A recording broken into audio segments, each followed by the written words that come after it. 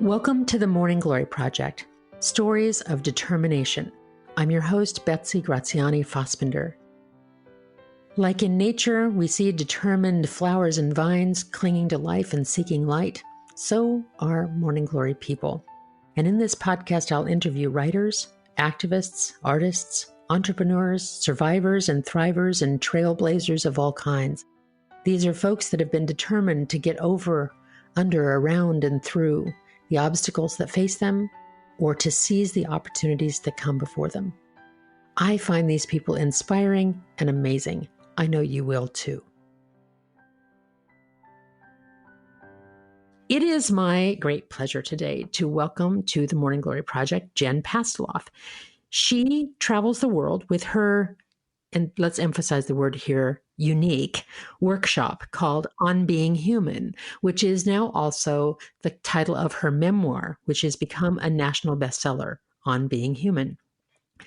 Jen teaches workshops that are a unique hybrid of yoga-related movement, writing, sharing out loud, letting the snot fly, as she calls it, and occasionally having a dance party. And Cheryl Strayed, the author of Wild, calls Jen a conduit of awakenings. She's been featured on all kinds of national media, and that's much to the benefit of those that find her. And she is the founder of an online magazine called The Manifest Station. I put the pause in there, Jen, so people could hear what the difference is. It's a clever title. I love it.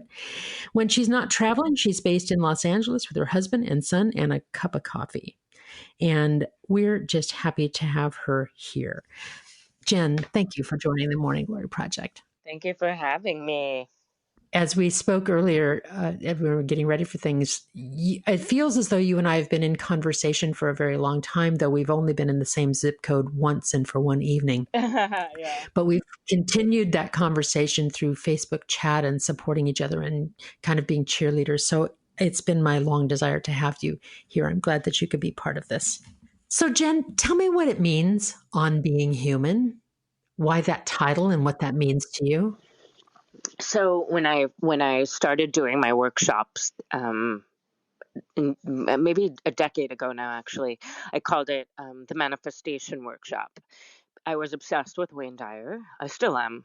May he rest in peace. And everything was about, what are you manifesting? Because he really had changed my life when I was stuck at the same waitressing gig for 14 years, and I manifested a way out of the restaurant by becoming a yoga teacher. So I started doing these workshops, which, by the way, I never really wanted to do. It was just an escape for me, an escape out of the restaurant. So I started leading these workshops called the Manifestation Workshop. And over time, I started giving it a subtitle, which was On Being Human. Because what I found over a few years was what interested me the most was the human quality, the thing that connected us, our empathy, our joys, our fears. They were all so similar when we started sharing. I was saying Me Too before the Me Too movement. You'd see people nodding, going Me Too, and tears streaming, and this deep connection. And that became more interesting to me than what people wanted to manifest. I mean, that's still part of it. Like, what do you want for yourself? But really, it was our stories and our shared humanity. And then eventually the Manifestation Workshop dropped away, and it's just On Being Human. Embracing the imperfectly perfect messiness of being a weirdo human, basically. Well, that's followers of you on social media and certainly in your workshops as well.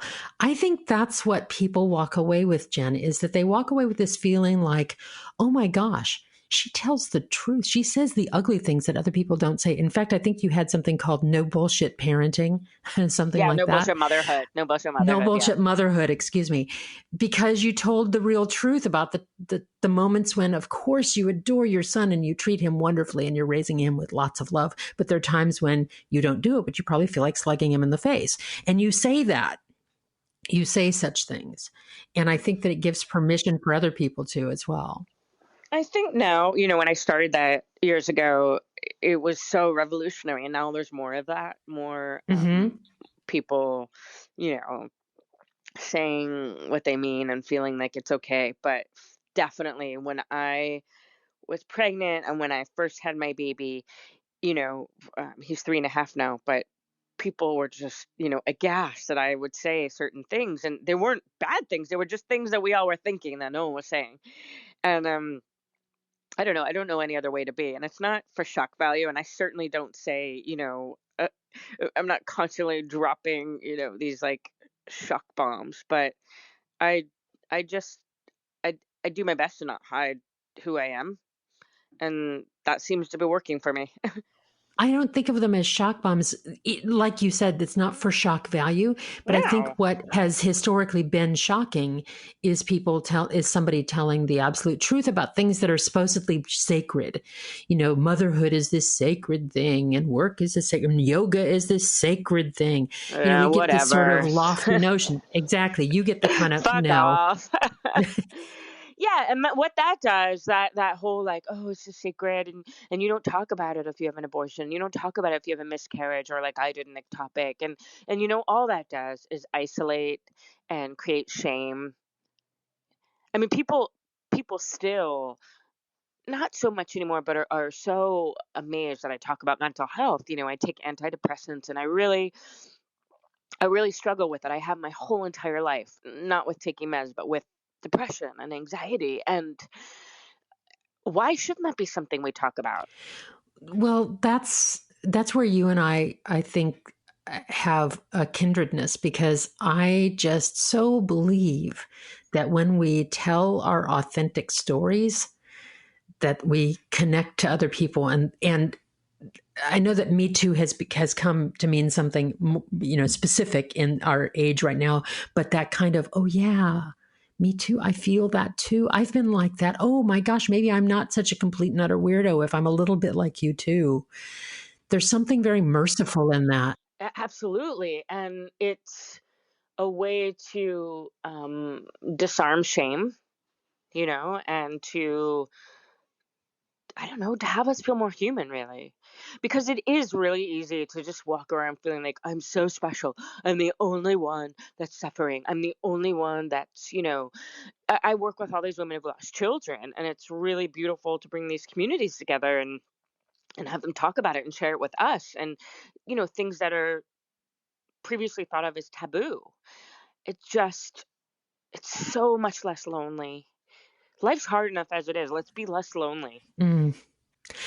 Well, you mentioned shame, and I think that that's a core issue for so many of us. But in the work that I've observed you doing, and the people that have talked about the workshops that they've taken from you, one of the things that they talk about is your candor, and how you just kind of blow holes into the notion of shame. And I know that comes from reading your book, that you come from a background of not only struggling with depression and anxiety, but also having struggled with an eating disorder in your past as well. Oh, severe, severe. Well, so maybe you can tell us a bit about that eating disorder, and then also tell me what it was like to be kind of bandaged up in all the shame before you figured out a little bit about how to disarm it. Yeah. Well, the truth is, I don't think I really got healthy. And look, it's still a battle. I don't do anything. I don't starve myself. I don't overexercise, but I still have what I call the inner asshole. Even this morning, I was like, wow, these Facebook memories come up, and picture from, a year or two ago, and I start to get in my head about my body, and then spiral. But I didn't start to get healthy until I started doing these workshops, because what happened was I had all these, especially when I first started teaching yoga, I had all these people coming to me that were either in the throes of anorexia or eating disorder or working to heal. And they'd ask me, how did you do it? And I realized, like, if I was going home and still hating myself or starving myself, or like giving them lip service and then going and exercising for 4 hours, and that I was full of shit. And so I began to think, and this is still true, like, how can I be the most, may I have the courage to be who I say I am? How can I be more congruent? I never want to be the human or person that says one thing and doesn't mean it. Now, I'm human, so sometimes that happens, right? Or you change your mind. But, teaching people like, oh, how to love themselves more, and meanwhile, I want to die, I hate myself so much, doesn't work. It sounds like shame got trumped by authenticity. It's like your desire to be authentic became bigger than your feelings of shame. Does that sound crazy to say that out loud that way? No, it doesn't. And it also, once you realize, like, you say it out loud or you tell the truth about something or you let yourself be seen and you don't die, you're like, oh wait, that didn't kill me. Okay, let me, so people often ask about, vulnerability hangover, as Brene Brown calls it, with the book and whatever. And I don't have it as much anymore, but let me tell you, 10 years ago, when I started talking about things, when I was just teaching yoga and I started sharing on Facebook about depression and antidepressants, I was a pioneer. Nobody was doing that. And it was so scary. And I wanted to throw up. So back then I had it way more, but now I've had 10 years of practice of kind of being like, okay, and that didn't kill me. And I'm still here. So it's okay. That's not to say that I share everything, because Lord knows there's so many things that are private and that are no one's business. But the Right. things that I feel called to share, or I think will help someone else or someone's asked me about. But yeah, the eating disorder was a response to the grief of my father, for sure. My father dying when I was 8, and I never dealt with it, and I mean that in the most primal way. I said I don't care. I locked my jaw and I shoved it inside, and that was that. And so I was 8, and then by the time I was 17, I was late, to get an eating disorder. Nowadays, it seems like people are younger, but I was 17, and I went with my mom. She was having breast implants either removed or she was getting a lift. I don't remember what it was, something. I went with her and I said, I want to get a breast reduction because I had huge boobs, as I do. And the doctor said, and I was 17, he goes, breast reduction is lose 5 pounds. And I thought, what the heck does that mean? Because I had never dieted or thought about that or exercised. So I lost 5 pounds. It was easy. And then I couldn't stop. And it was control. Cliche, but absolute truth. Control. And I recognize it when I get stressed out. That's where my mind goes. Hmm. Oh, if I'm skinny, if I'm starving, then, and it's not true. It's an illusion, right? But so I found a way to control, and it became an addiction. And I didn't get my period for 4 years, and I dropped out of school because of it. And um it's a demon, but i I found that by being congruent, it's really helped me heal, because it's really important to me, of all things, to be who I say I am. So and I'm not saying I love myself all the time. It seems like so flippin' much work to have two different persona, to have the one that's inside and the one that's outside. It seems like Absolutely. it's like having two houses to maintain or something. Absolutely. And as scared as we might be, watching you, listening to you, reading your book, it seems like you're almost giving yourself more and more relief by living more authentically. Like it just gets easier to be because you don't have to fight what you're trying not to be I mean, or the that perception of what you are. No, you hit the nail on the head. And that's why in my 40s, I'm so much more comfortable in who I am. I find myself to be so much more attractive. And I don't mean that in a physical way. What I mean is, I can just tell people are more attracted to me. And you know why? It's because I don't hate myself as much. And Yeah. I was joking with the as much, but I'm comfortable in my skin. And that is contagious. Well, isn't that what everybody really, really, really wants down deep? Don't you believe, Jen, that there's some part of me when I see somebody that I'm attracted to in that way, somebody who's like, wow, I wish I could be like that. And I'm not talking about belongings or fame or any of that stuff. I'm talking about that they seem comfortable in their own skin or they seem to feel free to be who they are. I get envious. I get a longing for, gee, I wish I could do that. And we're all on that journey in different places. I'm on that journey as well of being more and more authentic. But it seems like it's just an easier way to live too. Absolutely. And if only we'd all realize that, like, why are we so hard on ourselves? And I know what you mean. You look at someone, I mean, it's one of the reasons I'm so in love with Elizabeth Gilbert, is like, she's like that. And yet she has her moments, and every day, And and she writes a failures and letter. foibles and yeah. Yes. And she writes a letter to herself every day from love. And she's found her tools just like I have. And that's why I said, and I joked and I said, I don't hate myself as much. Because yes, there's days I wake up where for whatever reason, whatever's going on, I feel like I'm not enough, or I am behind, or ugly, whatever, right? Um, but absolutely, there's such a gift in being comfortable in my skin, and it's a commitment I've made. And so wherever I am, I don't alter my. I mean, sure, if I'm working with kids, I'll try not to say fuck as much, but like wherever I am, I'm not gonna alter who I am, and that has served to be so much easier and such a relief, and also the ticket to success. If only more people realize that. Well, on a more surface level, but maybe not. Maybe it even isn't more surface. It's like when people finally realize that lying is hard because you have to remember the lies, because then you have to remember how to say them in different contexts so you don't trip yourself up, and that it's less of a memory drain to just tell the truth, right? So this is that on steroids. It's like, oh gosh, not only do I not have to just remember everything I said, because if I'm telling the truth all the time, then that's easy, but I don't even have to remember, gee, that's my work Jennifer, and that's my play Jennifer, and that's my family Jennifer, and that's my mommy Jennifer. I don't have to have all those different Jennifers. I can just be. No. And Betsy, though, I will acknowledge, just to listeners, I am very privileged and lucky and blessed and grateful that I have a job that I can be that way. So yes, if you're a brain surgeon or you're a therapist, even, like you can't necessarily, there's certain boundaries, there's certain other jobs. I'm really lucky. Think about this. I can be having like a breakdown and be so depressed, and I can post about it on Instagram, and like the more I post, the more successful and famous I get. Now, can you imagine like a banker? So I'm really grateful that I have this life and this career and this job where that really works for me. So I'm not suggesting that everyone, um, walks down the street weeping and like oversharing or whatever it may be, but not feeling like they have to alter their personality so that other people like them or accept them. Yeah. Like you said, you don't use as much profanity in front of kids. I think there's a difference in recognizing you have to have a game face someplace because there are certain behaviors that are appropriate if you work in a certain context.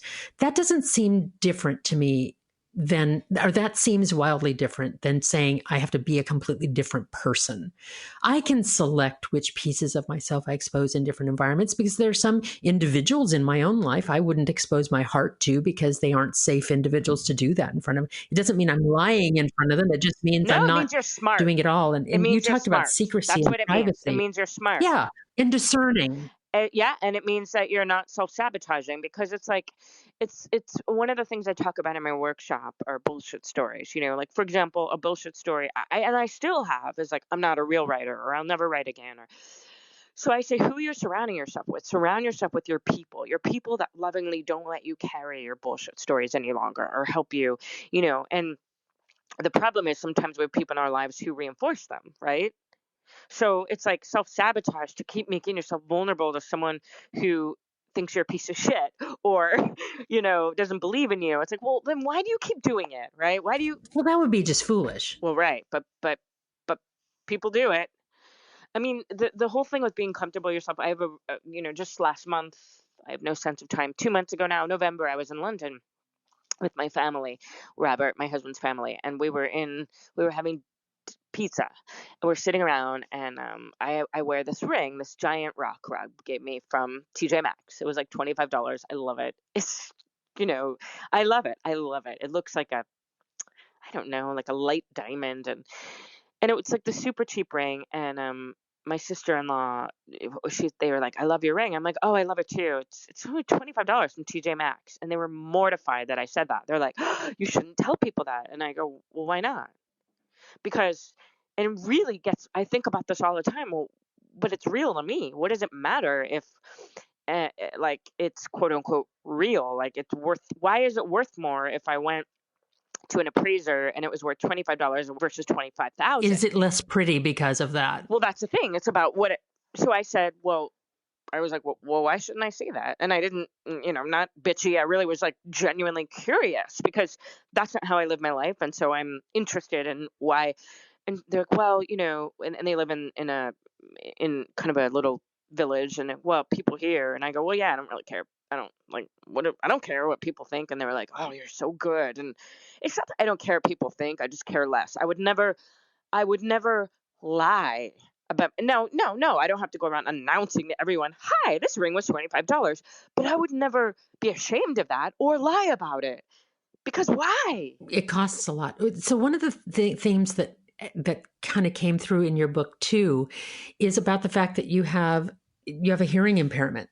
I don't know what the correct vocabulary is that you prefer, but you have hearing loss and wear hearing aids, and that for a long time you either couldn't face that or whatever, but tried to pretend it wasn't so. You faked like you could hear when you really couldn't. Absolutely. That was fear-based and shame-based. And well, both. Yeah. So right now, without my hearing aids, I'm deaf. I have these amazing hearing aids, and everything right now is streaming right into my head, like Black Mirror, Twilight Zone. It's amazing. And I have incredibly loud tinnitus. So nonstop ringing and whooshing. So the fear thing is I was terrified. I mean, it's gotten progressively worse. So like 10 years ago wasn't as bad, 20 years ago, etc. Now, the fear thing was like, oh my God, what if eventually I lose all my hearing? And so just like I did with my father's death, with everything, I pretended it didn't exist, because if I did that, then it would go away. Newsflash, doesn't work that way. The shame thing was, people would confront me about it, like, Jen, I think you're hard of hearing. And I would say, no, I just have a cold. I just went to a concert, so my ears are ringing, or I just flew, or it's, constant, because I was so ashamed that I was somehow broken. Which is what's really interesting is many times people have shame about things that they've screwed up or messed up or done wrong. But in this case, most of the world would say, well, gosh, hearing loss, that's not your fault, for Pete's sake. Why would you be ashamed of that? But it wasn't about just the hearing loss. It was about this feeling of I'm not enough. I'm broken. There's something wrong with me. And if I reveal this, Well, yeah. This is what I got from your pages. If I reveal that this thing is wrong with me, then everyone's going to know that everything is wrong with me. Absolutely. Or that I'm really an ultimately broken person. And also, I had a thing, imagine my dad died when I was 8. And right before he died, he said, you're being bad and you're making me not feel good. And I said, I hate you. And that was the last thing I ever said to him. So in my head, I'm bad. Everything is my fault. And as it's such like a narcissistic point of view, but I was 8, and that's what when we're children. And so I still have a problem where when something happens, my first thought is always, it's my fault. And it's a real struggle my whole life. And it's like, get over yourself, Jen. But it's this immense guilt. And so even it doesn't sound rational, but yes, everything was always my fault. My fault. See, I fucked up again. See, I made my dad die. See, now, yep, my fault. And also, I had this belief, I was Jewish, and I still am, but I was like, now I'm just a cultural Jew. When I was a child, we went to yeshiva. We were like Jewy Jews, and I thought God hated me. After my dad died, I said, Wow. God hates me. Bad things always happen to me. And so anytime it was proof. See?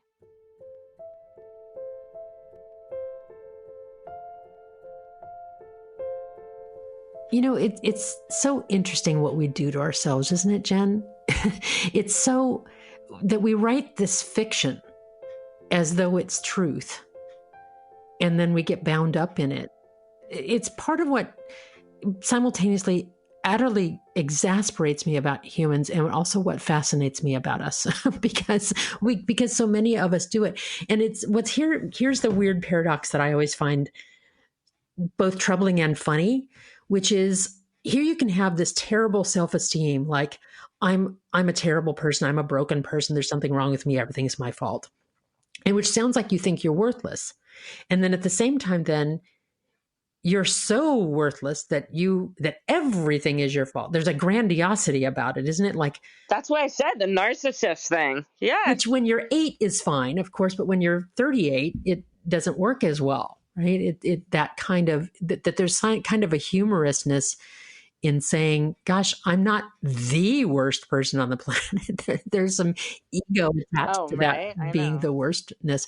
I'm wondering, as we're looking at coming toward the end of our conversation here, I'm wondering what resources or inspirations or decisions have you made that help to flip this for you, that help you to feel? And I love the subtitle. So your book is called On Being Human, but it's a memoir of waking up, living real, and listening hard.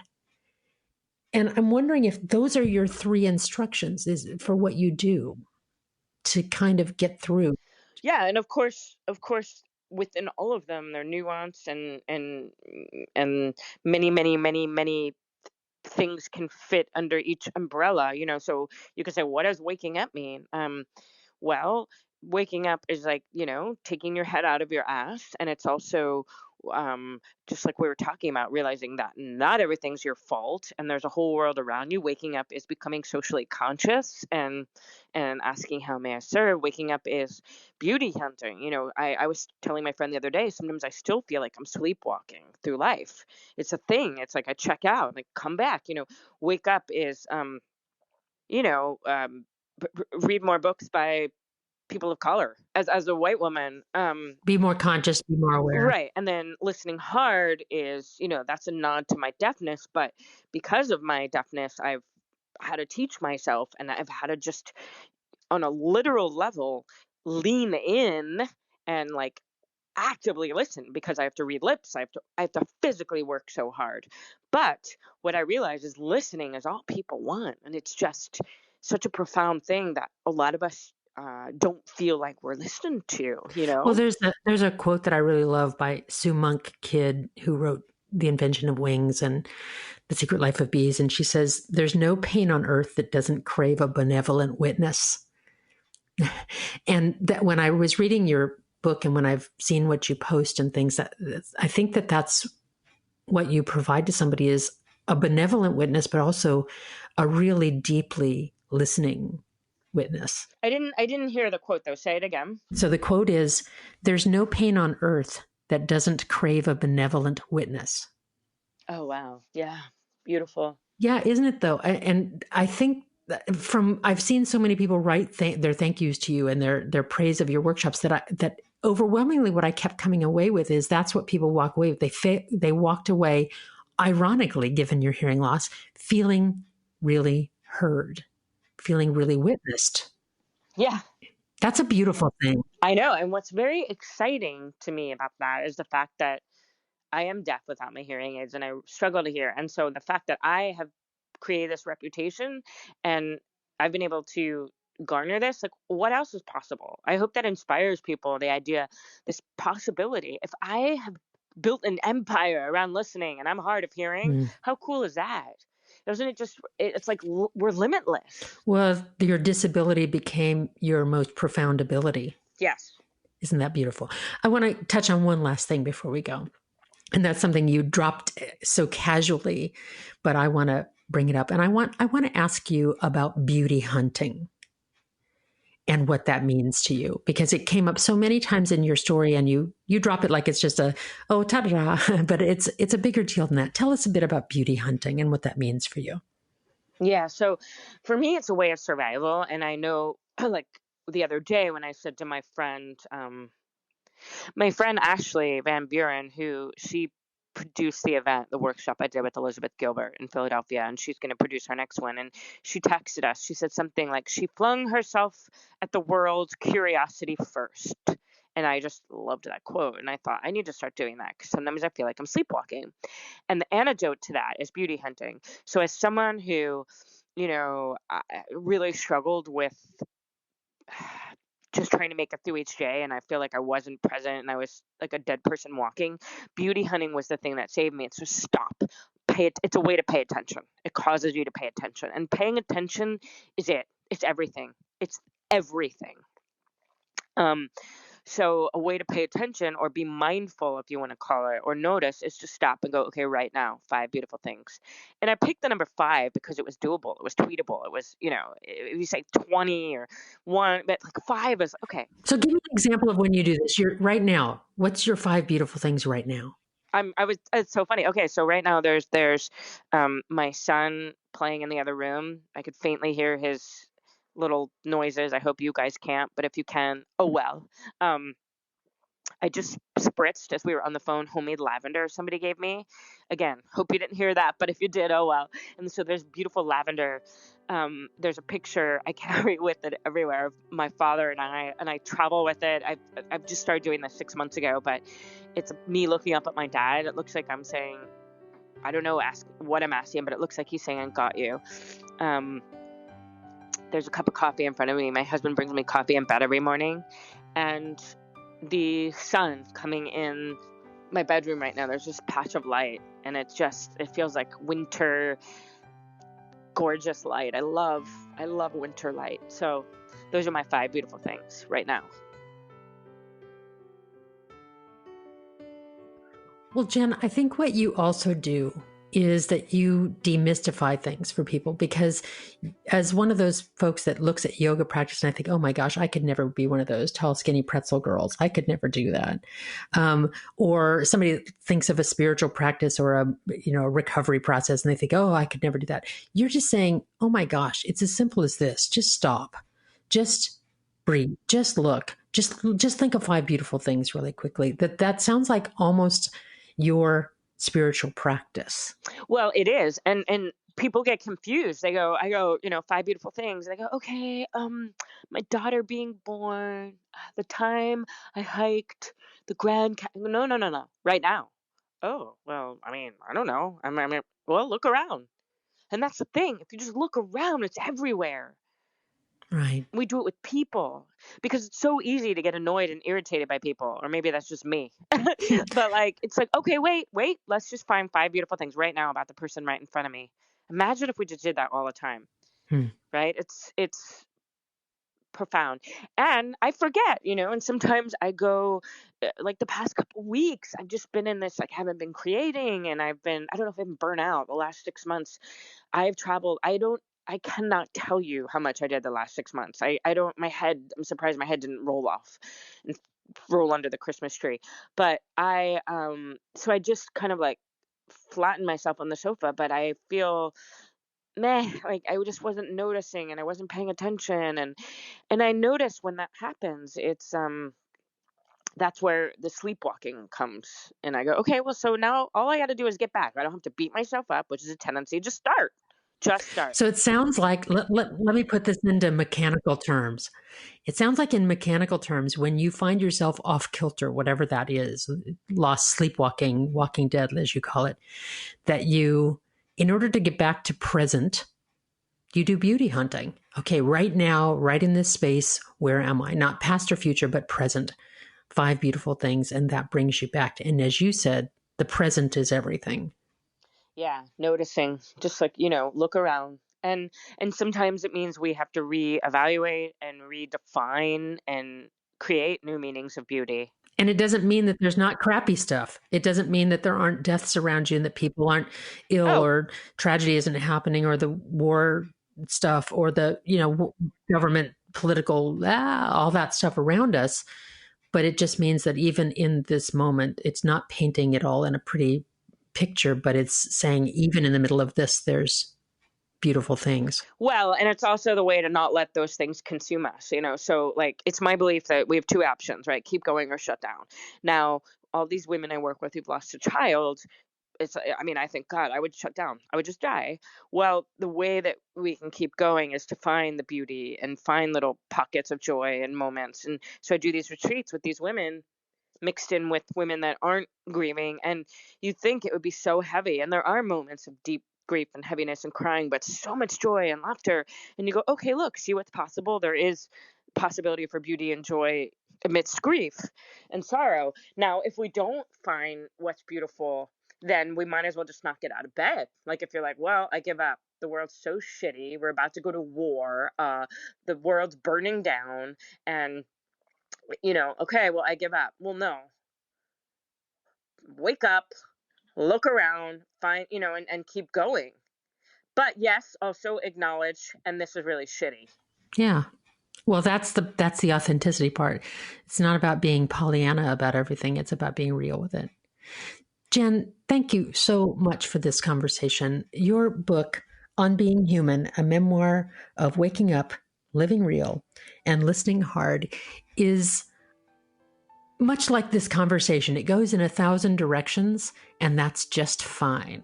I found that I just found little moments of it that I kept bookmarking and flagging. And of course, sometime when we're in the same zip code, I want to share a glass of wine or a cup of coffee with you and talk to you about lots more things. But for now, this is what our listeners get. So thank you so much for being part of the Morning Glory. You are certainly a beautiful blossom.